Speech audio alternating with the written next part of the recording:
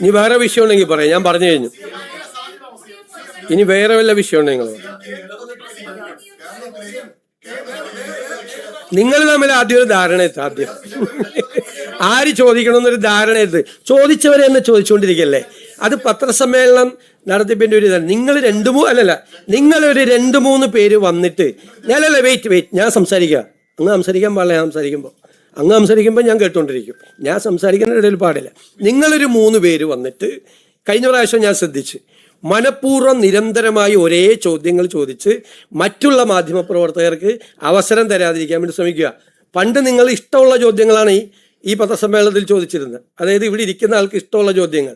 ആ ജോലി ചെയ്തിരുന്ന ആളുകൾ നിങ്ങൾ വന്ന് 3 പേര് നിരന്തരമായി കഴിഞ്ഞ പ്രാവശ്യം ഇപ്രാവശ്യം വന്നു. ഏതൊക്കെ മാധ്യമ സ്ഥാപനങ്ങളിൽ നിന്നാന്ന് ഞാൻ പറയില്ല.